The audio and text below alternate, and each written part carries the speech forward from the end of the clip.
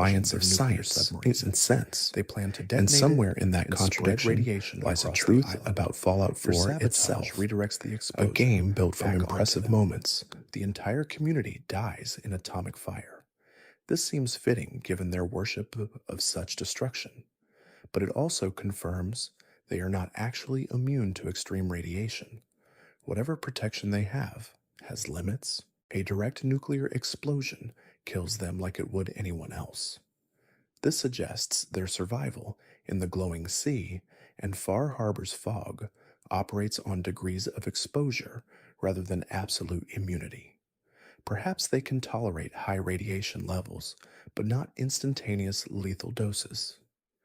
This makes slightly more sense biologically, though it still requires mutation or treatment beyond normal human capacity. Alternatively, the children might be partially ghoulified without recognizing it. Ghoulification is Fallout's standard explanation for radiation immunity. Humans exposed to massive doses can transform into ghouls who heal from radiation instead of dying from it. The process is random and agonizing. Most exposed people simply die. Those who survive lose their smooth skin and age slowly and develop immunity. The children might be undergoing this transformation gradually through constant exposure. Their faith keeps them calm during the process. They interpret the changes as divine blessing rather than horrific mutation. This theory has problems. Full ghoulification is obvious. The children look mostly human. A few show textural skin changes, but most appear normal. Partial ghoulification is not established in Fallout lore. You either become a ghoul or you do not. Yet the children exist in some intermediate state that should not be possible. Mother is Sold in Far Harbor demonstrates apparent healing through radiation exposure. She suffers wounds and enters radioactive areas. The radiation visibly heals her injuries. This is ghoul biology applied to someone who presents as human. Either she is a ghoul disguised somehow, or the game is showing impossible healing for dramatic effect. The children's theology itself raises questions. They worship division of atoms as the universe's fundamental truth. This is technically correct according to physics. Nuclear reactions involve atomic division and fusion. But the children frame this scientifically accurate concept in religious mysticism. They claim Adam is sentient and has plans for humanity. They believe radiation exposure reveals holy visions. These beliefs have no basis in reality, yet their faith appears to produce actual results. Converts survive impossible radiation. Leaders receive accurate visions. Rituals seem to affect the world in measurable ways. Either Fallout's universe contains actual magic that operates through religious belief, or the game is being inconsistent about what is possible. Some players interpret the children as evidence that Fallout contains supernatural elements. The universe is not pure science fiction. Something divine or mystical exists beneath the surface. The children tap into this through radiation worship. Others view them as proof that Fallout 4's writing is sloppy. Bethesda wanted a radiation cult without thinking through the biological implications. They survive because the game needs them to survive. Physics and consistency matter less than creating atmospheric factions. The truth likely combines both readings. The children exist for atmosphere and challenge. Their impossible survival serves narrative purposes. But that survival also suggests something stranger lurking in Fallout's foundations. Perhaps radiation in this universe does more than mutate. Perhaps it connects to forces that science cannot measure. Perhaps the children are not crazy when they claim Adam speaks to them. Or perhaps they are all dying slowly, and their faith makes that death bearable enough to seem like life. Either way, they remain one of the Commonwealth's strangest mysteries, a cult that should not exist, proving that faith and physics do not have to agree as long as you believe, strongly enough to not notice the contradiction. The Red Rocket settlement near Sanctuary Hills contains environmental details that tell a story about the immediate aftermath of the bombs that raises uncomfortable questions about Vault-Tech's timing. You can find it easily. A small gas station with dog meat waiting outside. Most players recruit the dog and move on, but if you examine the location carefully, inconsistencies emerge. The station shows signs of hasty abandonment, tools scattered mid repair, a cash register standing open, supplies left on shelves. This matches standard pre war evacuation patterns. People fled when the sirens sounded. They abandoned everything for safety, except the timeline does not work. Vault 111's entrance logs show your family arriving just minutes before the blast. You ran from Sanctuary Hills to the vault with your spouse and infant. The bombs fell while you were inside the vault door. This gives residents perhaps 10 minutes of warning maximum. Red Rocket sits between Sanctuary and the vault. You would have passed it during your evacuation. The station should be untouched if everyone fled simultaneously. Instead, it shows signs of abandonment that occurred earlier. Someone had time to open the register and grab cash. Someone left tools scattered while trying to finish a repair job. These actions suggest minutes or even hours of warning before the actual blast.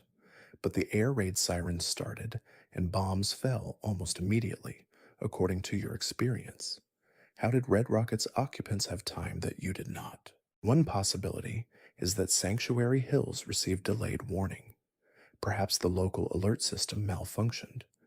You only learned about the bombing when neighbors started fleeing. By then, Red Rocket had already emptied. But this contradicts the vault's logs. Your entry shows you arrived during the general panic. Multiple families came simultaneously. The vault was closing due to capacity when you squeezed inside. This mass arrival suggests coordinated warning across the area, so Red Rocket should match Sanctuary's timeline. Another theory suggests Red Rocket's employees knew something before the sirens. Perhaps they received insider information about the impending attack. They evacuated early, taking valuables and leaving work unfinished.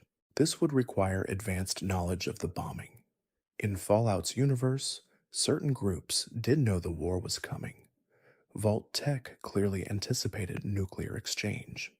They built vaults and ran experiments based on that assumption.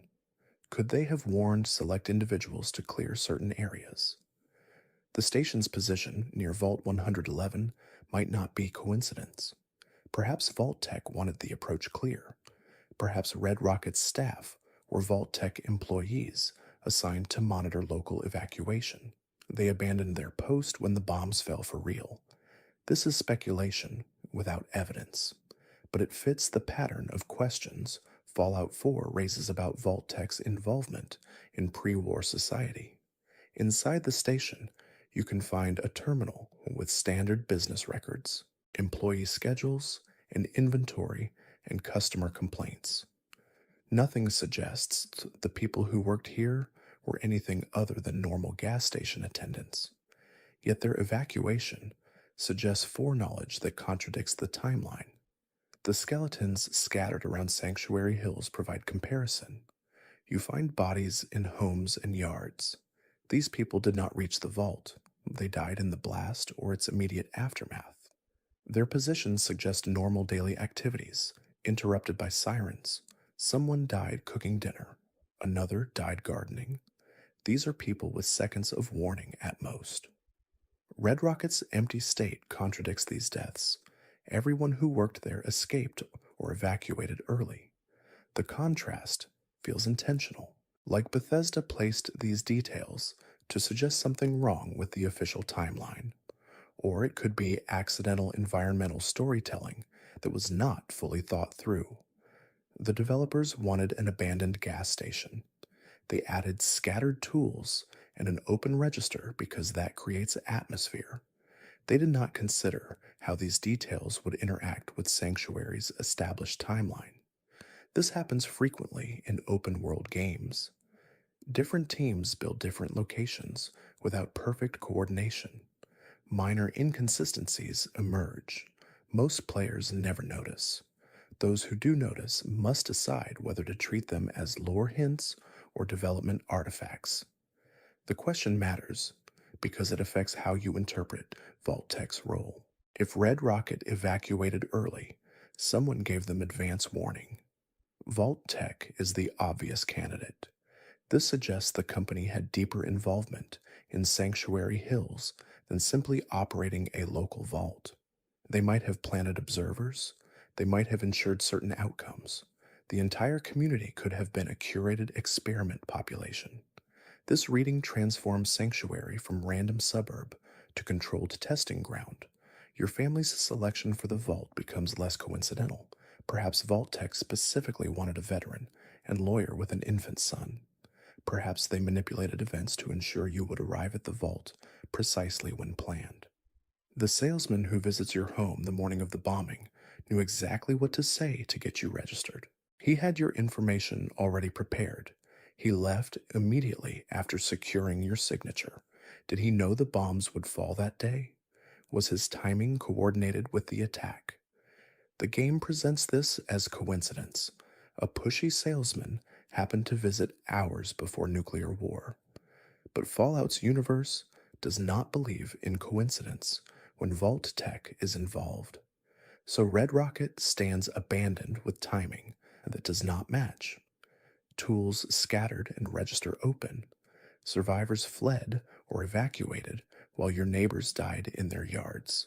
And the gas station keeps its secrets silent 2 centuries later, offering no resolution, only the quiet suggestion that you never understood the day the bombs fell or who orchestrated your survival. The mysterious stranger appears throughout Fallout's history as an impossible ally who manifests during combat, then vanishes without trace or explanation.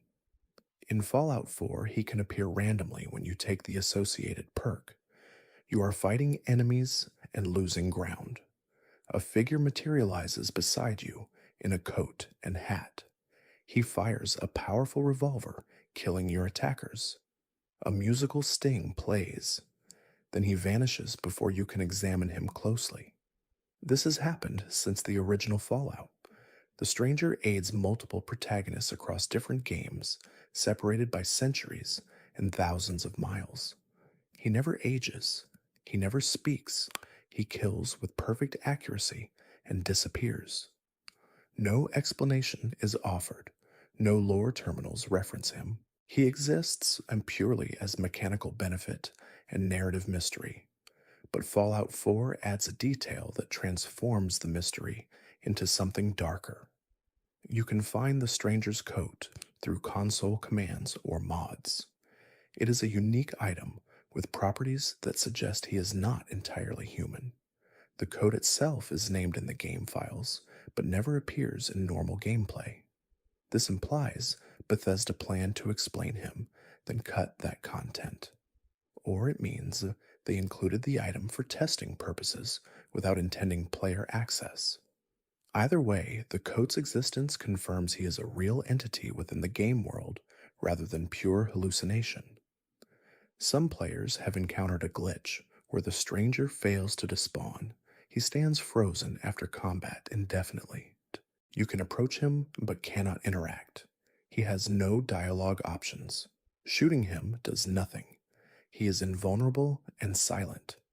This glitch reveals he is an actual NPC with a physical form rather than a special effect.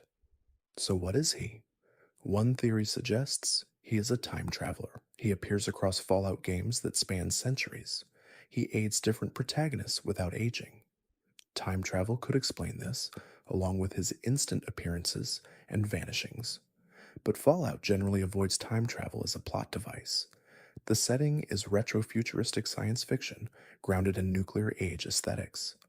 Time manipulation feels wrong for the universe.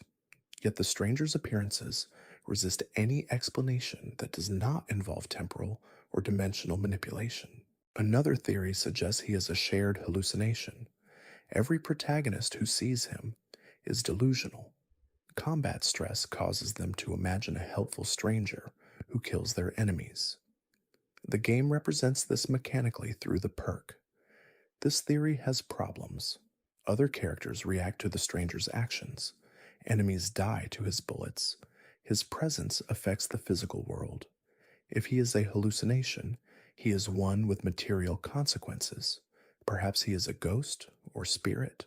Fallout's universe contains supernatural hints in places like Dunwich Borers. The stranger could be a protective entity that manifests to aid specific individuals. This requires accepting that Fallout contains actual magic, which most lore suggests it does not. The games maintain a veneer of scientific explanation, even when things seem impossible. A few players believe the stranger is an Institute synth with teleportation capability who aids surface dwellers for unknown reasons. This theory gained popularity after Fallout 4 introduced relay technology. The Institute can teleport individuals instantly. A synth programmed to help certain people could appear and vanish using this technology. But why would the Institute do this? What purpose does the stranger serve for them? The pattern of his appearances shows no clear objective. He aids good and evil characters equally. He appears based on perk selection, not moral choices. If he is an Institute asset, his programming makes no strategic sense. The darkest interpretation suggests the stranger is you from another timeline. Fallout's universe might contain multiple parallel realities. Your other selves reach across dimensional barriers to aid you in moments of crisis. The musical sting represents reality fracturing temporarily. This theory explains why he helps protagonists across different games. Each protagonist is a different version of the same essential person. The stranger is the manifestation of that connection. Support for this reading is thin. It requires accepting multiverse theory in a setting that never explicitly confirms such mechanics. Yet it would explain both the recurring appearance and the impossibility of his nature. Fallout 4's specific stranger implementation adds a wrinkle. If you have the perk and enter VATS, he can appear. If you do not use VATS, he never manifests. This suggests his existence ties directly to your perception-altering combat mode. VATS is canon in Fallout as assisted targeting technology from Pip-Boys, but the stranger only exists when you use this technology. Perhaps VATS creates a window for his intervention. Perhaps the targeting system briefly connects you to another reality where he exists. Or perhaps VATS is itself a mystery that enables other mysteries. Some players have tried to follow the stranger after he appears. Using console commands to prevent his despawn, they tracked where he tries to go. He attempts to path toward preset locations, then deletes himself when reaching them.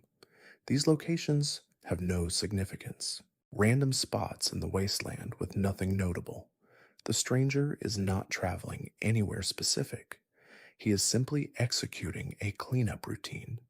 This deflates the mystery somewhat. He is revealed as game mechanics, wearing a mysterious coat, but it also confirms he has physical form and pathing behaviors. He is an NPC who exists even if his purpose remains unclear. Terminal entries in Fallout 3 mention a man matching the stranger's description. Pre-war records describe him appearing during crises with no explanation of his identity or origin. This is the closest any game comes to acknowledging him as a canon entity rather than pure gameplay mechanic. If he existed before the war and after, he is either immortal or something beyond human. The mysterious stranger remains exactly that, mysterious. A helper who appears and vanishes. A figure who contradicts Fallout's rules. A question mark in a coat who has aided survivors for centuries without demanding explanation or gratitude.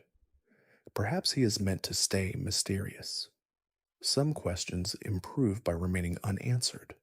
The moment Bethesda explains the stranger, he becomes smaller. He transforms from impossible ally to plot device with stated parameters. So he endures as Fallout's most consistent mystery, a stranger who aids you when needed, then disappears before you can say thank you or ask who he really is, or understand why he chose to help you specifically in that exact moment of need.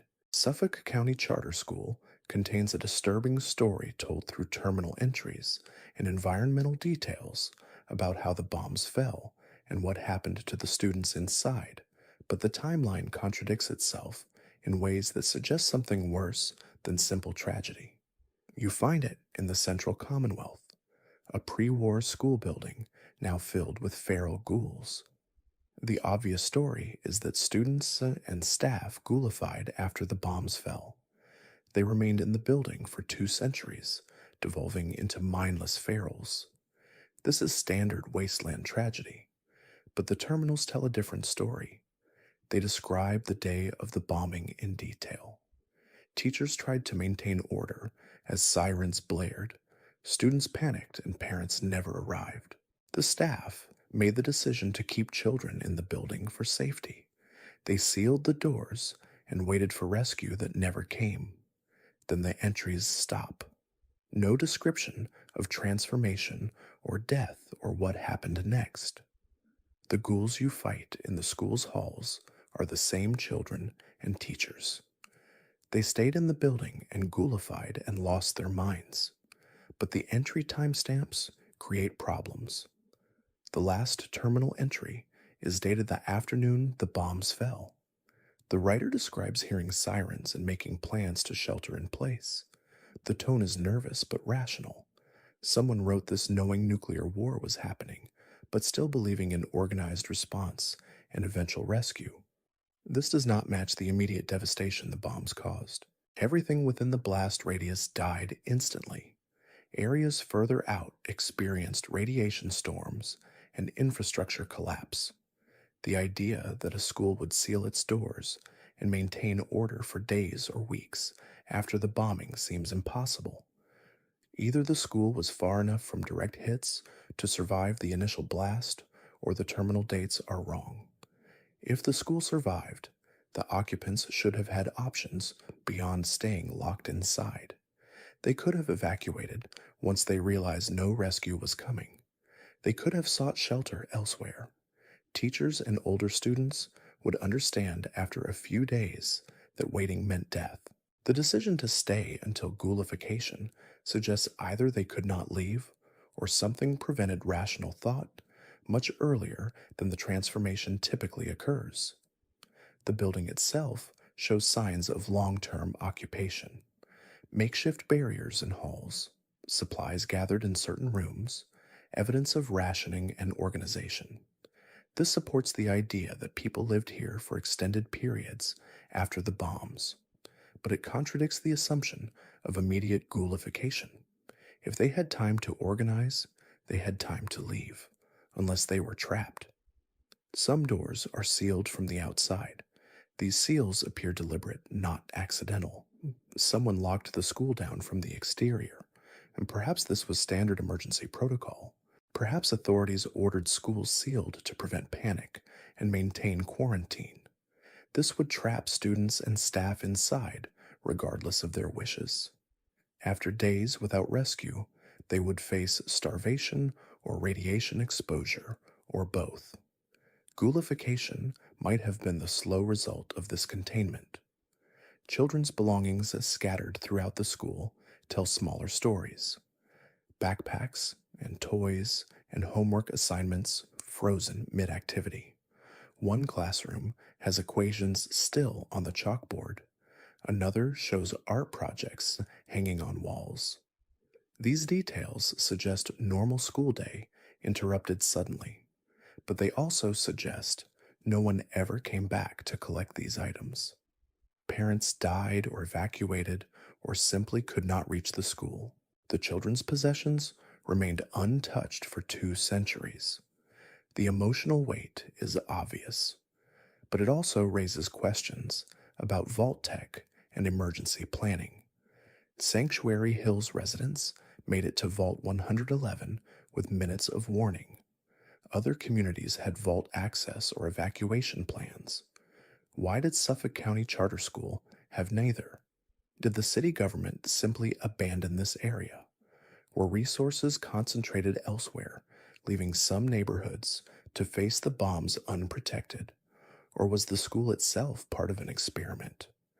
Vault-Tec ran social experiments throughout the country, sealing a school full of children and observing the results fits their established behavior. Terminal entries could have been altered, or the dates could be accurate and the tragedy was orchestrated. This theory has no hard evidence, but Fallout's universe makes it plausible. Vault-Tec's cruelty was boundless. Using a school as test site would barely register against their other crimes. The ghouls themselves provide final mystery.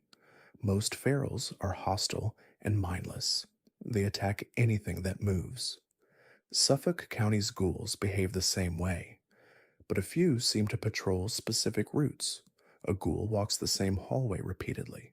Another stands in a classroom as if teaching.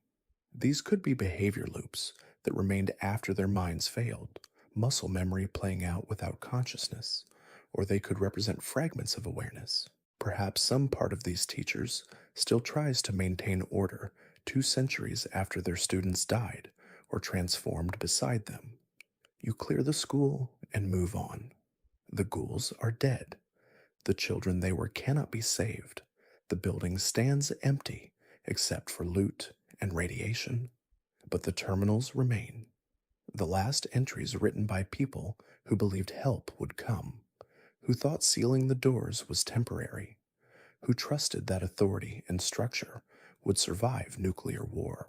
And you know they were wrong, and they died because of it, and no one ever came to explain why they were forgotten or tell their story or acknowledge that Suffolk County Charter School held children who deserved better than being sealed inside to slowly lose their humanity while waiting for rescue that was never dispatched. The game's main quest culminates in a choice between factions that reveals how little any of them actually offer the Commonwealth, suggesting the real mystery is why these are the only options presented. You can side with the Institute and believe their vision of underground technocracy. You can join the Brotherhood and embrace their militant preservation doctrine. You can work with the Railroad and prioritize synth liberation.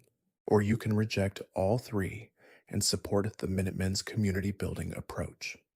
Each faction presents themselves as the Commonwealth's salvation. Each believes their philosophy will rebuild civilization. But examining what each faction actually accomplishes reveals a troubling pattern. The Institute has incredible technology, clean water, and advanced medicine and manufacturing capacity. They could transform the Commonwealth into a prosperous region. Instead, they conduct raids and kidnap people and replace community leaders with synths. Their stated goal is humanity's future. Their actual behavior suggests they view surface dwellers as experimental subjects rather than people to help. If you side with them, they continue operating exactly as before. Nothing changes for Commonwealth residents, except the Institute stops opposing you personally. The Brotherhood brings military power and organization. They clear out super mutants and feral ghouls. They provide security that wasteland communities desperately need. But their ideology is rigid and often cruel. They view synths as abominations to be destroyed, regardless of consciousness or innocence. They hoard technology rather than sharing it. Their vision of order requires everyone else to submit to their authority. If you help them win, they establish bases and checkpoints. They take control without improving lives. Security at the cost of freedom, and the Brotherhood defines freedom very narrowly. The Railroad focuses entirely on synth liberation. This is a worthy cause. Conscious beings should not be enslaved. But the Railroad's single-issue commitment means they ignore everything else. Raiders and super mutants and resource scarcity continue destroying Commonwealth communities. The Railroad does not address these problems because they are not synth-related. If you destroy the Institute with their help, they disband having achieved their goal. They leave the Commonwealth exactly as broken as they found it, except fewer synths suffer. The Minutemen represent grassroots community defense. They rebuild settlements and respond to local threats. This seems like the most helpful option. But the Minutemen have no long-term plan beyond reacting to problems. They cannot address systemic issues. They have no economic vision or technological advancement or social structure beyond loose confederation. They are perpetually struggling because they work at the symptom level without addressing causes. So all four factions offer inadequate solutions. The Institute could help but chooses not to. The Brotherhood helps violently while imposing their values. The Railroad helps synths while ignoring humans. The Minutemen help anyone but cannot create lasting change. Why are these the only options? The Commonwealth has thousands of people. Surely someone has proposed alternatives. But the game presents these four paths as exhaustive. You must choose between them or ignore the main quest entirely. This constraint feels artificial. Bethesda needed faction conflict for drama.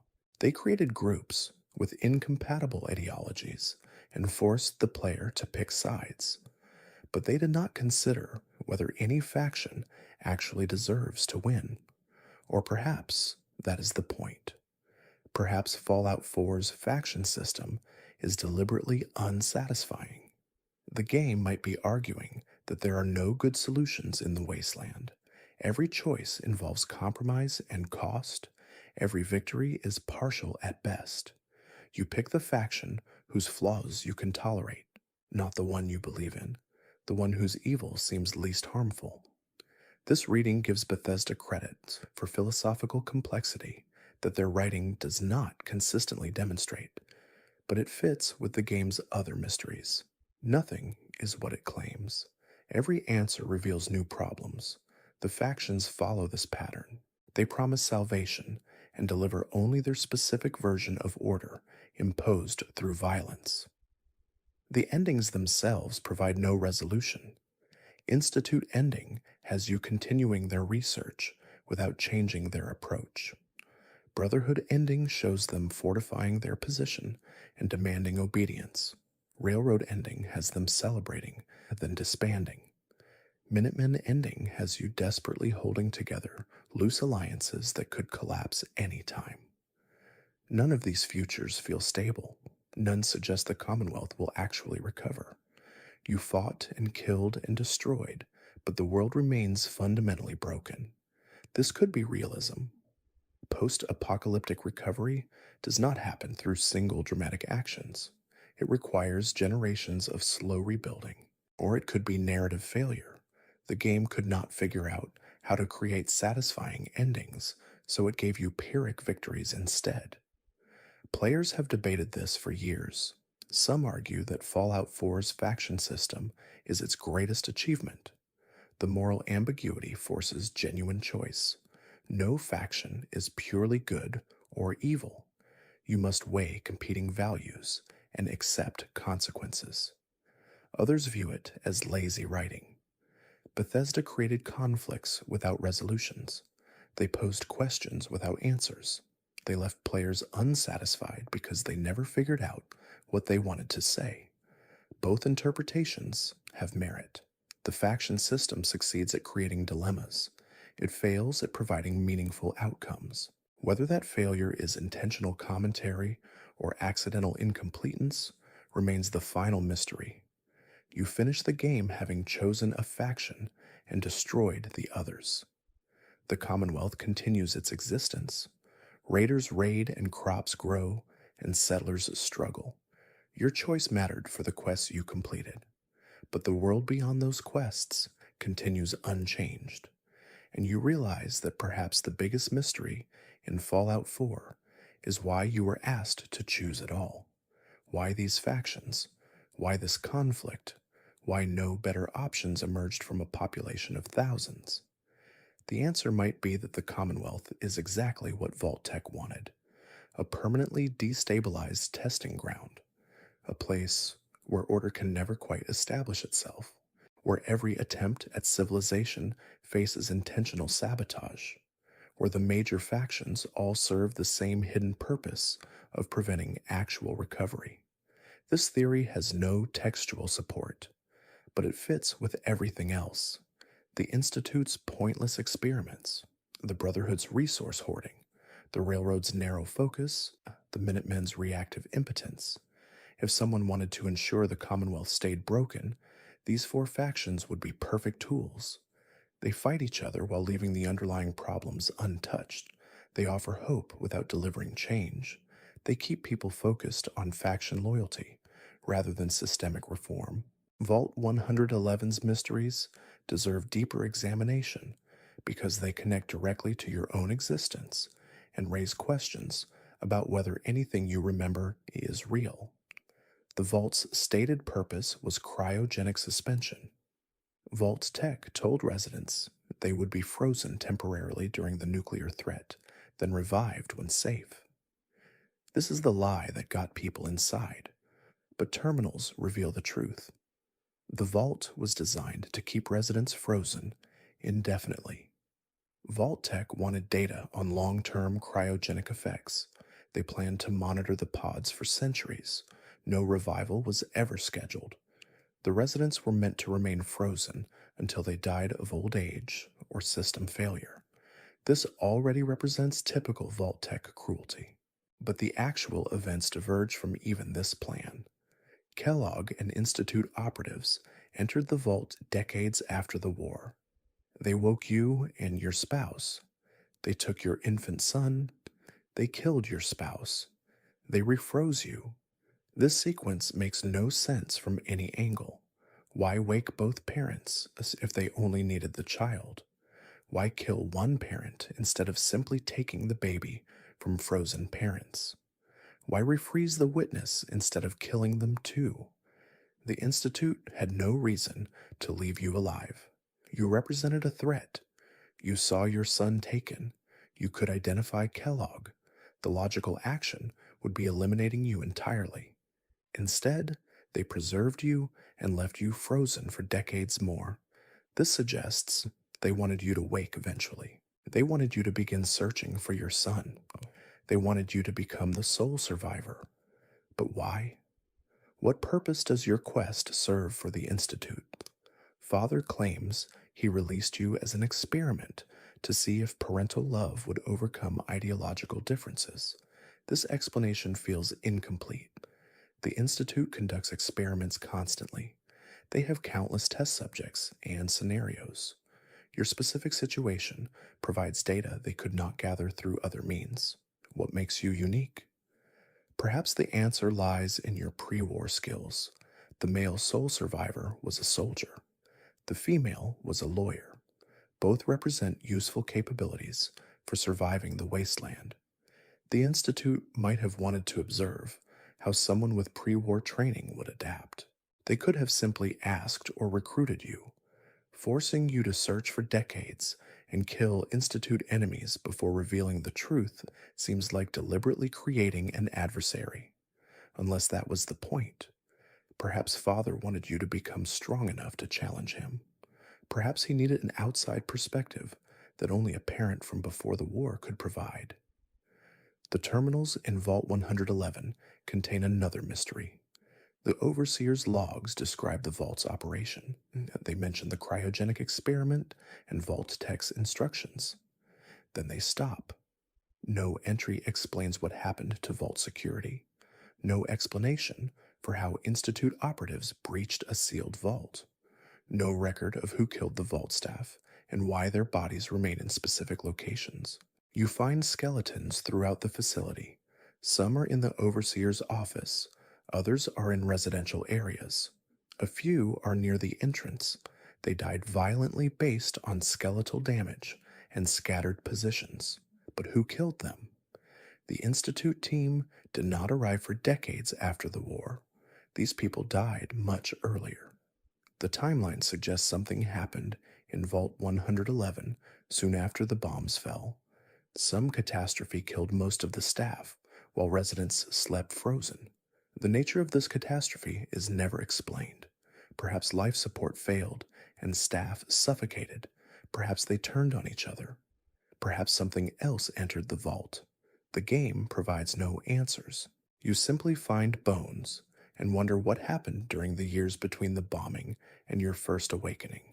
The other cryopods present their own puzzle. Your neighbors from Sanctuary Hills are frozen alongside you. You can see them through the ice. They appear preserved perfectly. But when the Institute wakes you, these other residents are already dead. Their pods show system failures. They died at some point during the long freeze. The Institute did not kill them. They were already gone. This seems like random mechanical failure, cryopods breaking down over decades. But the timing is suspicious. Your pod and your spouse's pod remained functional. The pod containing your son worked perfectly. Every other pod in the vault failed at some point. Either your family received special maintenance, or something specifically targeted the other residents. If Vault Tech's plan was studying long-term cryogenic suspension, they would need control groups. Some pods would receive optimal maintenance. Others would be allowed to degrade. Your family might have been the primary test subjects. The neighbors were disposable data points.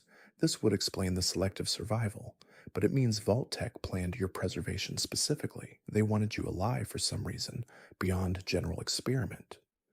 The vault's location near the Institute raises further questions. Vault 111 sits almost directly above their facility. This proximity cannot be coincidence. Vault Tech built hundreds of vaults across America. They placed this one specifically above what would become the Institute. Either they knew the Institute would form there, or they created conditions that led to its formation. Perhaps the Commonwealth Institute of Technology was chosen as the location for underground expansion before the war. Perhaps Vault Tech coordinated with CIT leadership. Perhaps they ensured certain scientists would survive the bombing. Perhaps Vault 111 was always meant to supply the Institute with test subjects. Your family becomes part of that plan, preserved for future use, kept on ice until needed, then awakened when the Institute required someone with your specific attributes. This reading makes you and your son victims of a conspiracy that spans centuries. Every choice you make follows paths someone else established. Your freedom is illusion. The Institute controlled your awakening and your search. They watched you grow stronger and eliminate their enemies. They guided you toward them through manipulation and necessity. Father's revelation becomes less surprise and more inevitability. He was always the end point. You were always going to find him. The mystery was not whether you would succeed, but whether you would accept what you found. Some players believe the entire main quest is a simulation. You never actually left Vault 111. You are still frozen. Your brain hallucinates the wasteland adventure. This explains impossible coincidences and narrative convenience. It explains how you accomplish superhuman feats. It explains why the world seems designed around your progression. Because it is. Your subconscious creates challenges appropriate to your growth. The theory has no canonical support, but it provides satisfying explanation for numerous plot holes. The Vault 111 mystery ultimately mirrors the game's larger pattern. Questions raised without answers provided.